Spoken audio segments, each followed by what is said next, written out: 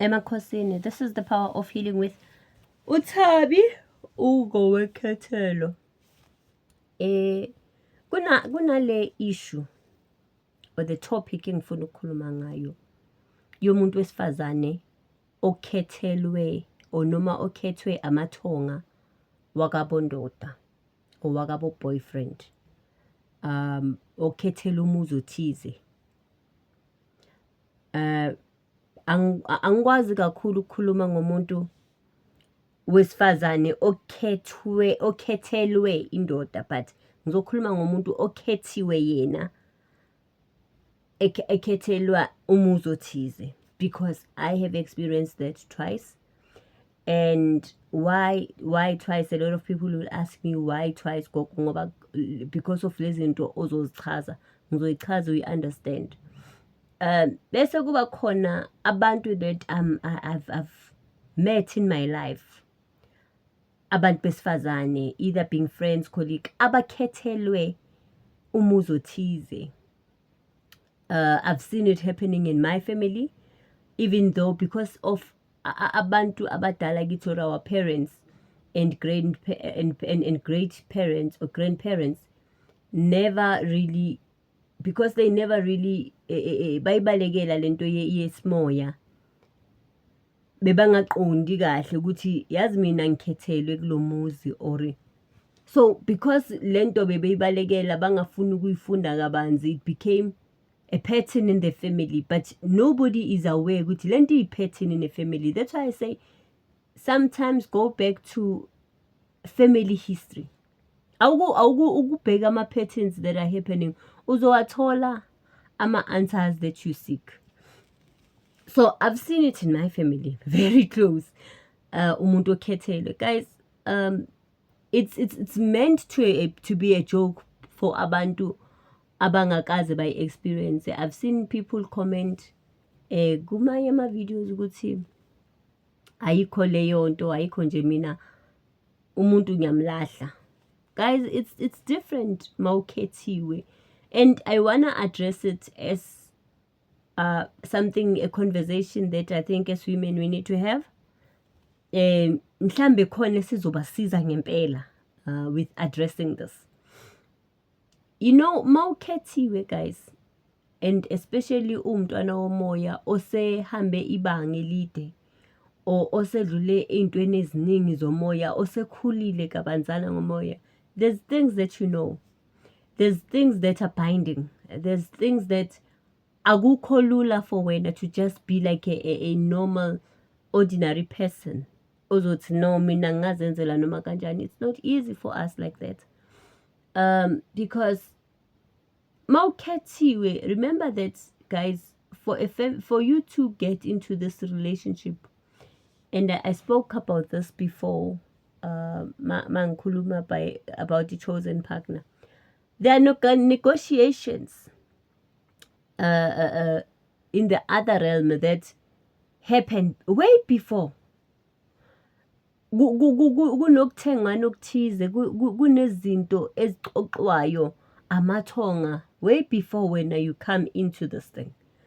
When ungena in your physical form, already lento kudala mhlambe ixoxiwe yahlalelwa phansi. So it is not easy for you to just decide to walk away one day and then you walk away. Kunabantu, guys, who abathi mabazibheka izimo zabo, abanye basemizini yabo bahleli, umuntu athi kodwa ngihleleleni, ngihlelela ubala, yazi ngaze ngawuhlalela udoti, ngihleleleni kahle kahle yini engihlalisile, kanti you're not even aware ukuthi wawukhethiwe. It's not easy for you. Awukwazi wena ukuyeka, awukwazi ukushiya, and especially if you know your spiritual journey or your spirituality, namandla wambathisiwe, and it's not easy. It's not easy. It's not a joke for you. I often say to people, when you uphahla about a relationship, when you pray about a relationship, just make sure ukuthi you are sure of what you are saying and the decisions that you want to make. Because kuna this perception yokuthi you can do as you please. Why fanele idlozi likwenze kanjalo? Is it a punishment? It's not a punishment. It's because when you've got wisdom, you are wiser. you have grown namathonga kulowo muzi namathonga kini. Sometimes there are people abakhethwe amathonga kweminye imizi, and uthola ukuthi lamathonga are working extra hard for you to get comfort. You are sebenzayo that you are comfortable there because we negotiated and convinced your people ukuthi sizokunakekela. Thina sathi masiyoxoxa siyoncenga ngawe sathi sizokunakekela sizokubheka. Now abantu understand ukuthi this becomes a problem because uyakuphiwa kuyenzeka okuningi kube nomehluko omningi oyenziwe regardless of the fact that umntanabo uyakulimaza akulimaze ngeindlela eziningi, and it's not easy for you to get out. It's not easy for you to let go. Akulimaze ulibubukile omunye umuntu mhlambe owaziyo mhlambe umxoxelayo something if niyaxoxa, I don't know, but athi why ungaphumi chomi, it's hi man ayikho lento. It's not easy like that. As you must understand ukuthi eswena uzophuma eswena uthi okay fine ukucabanga ukuphuma. The more ucabanga ukuphuma and act out, do you know what happens? Loya muntu make lo umntanabo okulimazayo make wakhuluma nabo ukuthi hey naku ngisenkingeni othandweni lami kuyabheda, ababheka ukuthi uye or wrong, babheka ukuthi thina sazi ukuthi wena uwohlakaniphi ukudlula yena, sazi ukuthi wena lo mntanabo acomplaina ngayo uwe ohlakaniphile ukudlula yena, so mabashaya zitheleka kuwe because wena you are wise. Abayamazi lo wabo mos. Akekho umuntu okhethelwe because okhethwe amathonga kweminye imizi bangamazi umntana bamazi kahle nje, but kuzo affecteka wena ngento eziningi.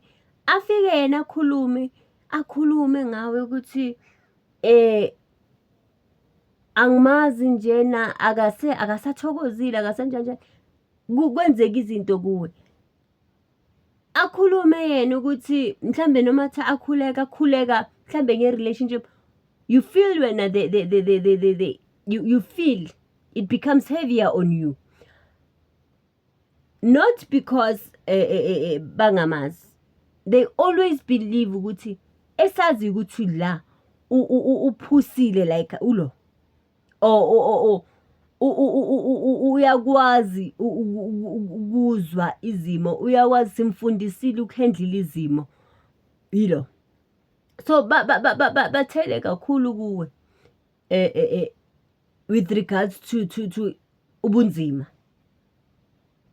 You understand? Nilunge kube right, izinto zibuyele ezinye zilunge, kuhambe kuze kulibe kuyiba iminyaka. Akaze guys kwaba easier. Akaze kwaba easier, kwazi kwaba easier. It's not even the easiest. Mawukhethiwe. It's not even the easiest. But into engiyaziyo ukuthi the day wena wathi I'm letting go, it will end in tears. The day wena wathi I'm letting go, the day bakubona ukuthi uyanikezela, the day bakubona wona amathonga kubo ukuthi believe me, induku ezizokhala lapho kuye it's beyond repair. Induku ezizokhala kuye it's beyond repair. Futhi with my experience that I've had, nokufa kuba khona phakathi. Amathonga wamandi ukumthatha umntanabo because bambona ukuthi akasile siyamzama ngendlela esimzama ngayo, not ukuthi yonke leminyaka libe khala kushaywa wena bekunganothi phansi. But the day wena uthi yabona senganele manje sengiyaphuma, hey iphathe ngisabayo leyo, because futhi mawuke wayi-experience guys, iba nzima kakhulu, iphathele engiyisabayo yokuthi wena unikezele, because once wena wanikezela, once wena you let go, once wena wahamba waya kubo, I always say to people, especially when I do marriage therapy, I always say, go report to the underground gang. Mawukhethiwe, the best, ayizukusolva umuntu physical, go report to the underground gang. Involve the underground gang when you want to sue umehluko. But with involving the underground gang, you must know that lento zoyamba uyoyikhuluma lapha, it's a decision that you're going to stand by. It's a decision ozokwazi ukuyimela masekwenzeka imphumela yazo. Because some decisions, that's not because ngaleso sikhathi you feel emotional nan. That is why they would give you emotional intelligence. That is why they would give you discernment. Because let decision ozoyenza, let it be ukuthi it was not done out of temporary anger. So I always advise ukuthi noma soyophahla, yabona for ukuphahlela relationship, I'm very much strict on that ukuthi phahla when it's necessary, because thina izinto esiyikhuluma ngemlomo yethu zihamba ziyenza into eziningi, so you are careful of what you say. But I can tell you one thing, once uhamba wena uthi yabona senganele, mina njengoThabile senganele, sengiyaphuma, ngicela ninginike amandla okuphuma kwalento. Ngisaba lemivimbo ezokhala afterwards. And if you haven't experienced it, you'll think it's a fairy tale, you think it's a joke. When I said I've experienced it twice, and I don't mean to involve anyone in my private space, but for clarity, one ended ukuthi umuntu edlule emhlabeni. Umuntu wadlula ngempela emhlabeni.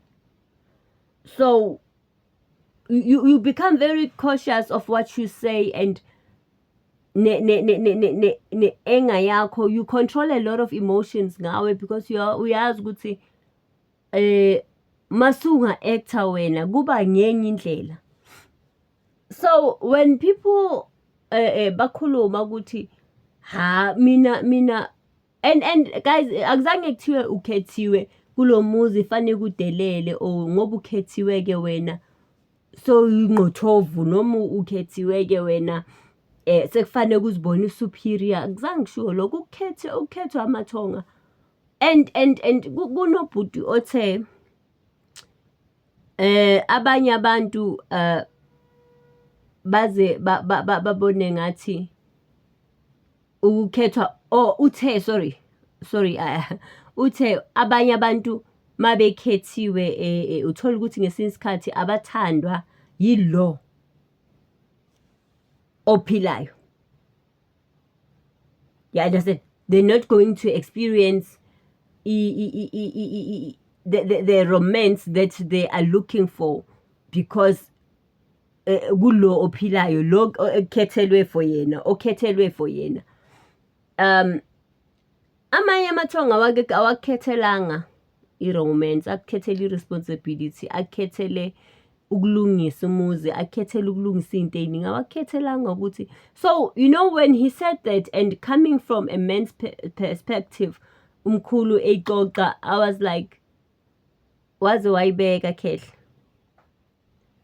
awukhethela awuzi ukuthi akeze ukukuthanda. And guys, you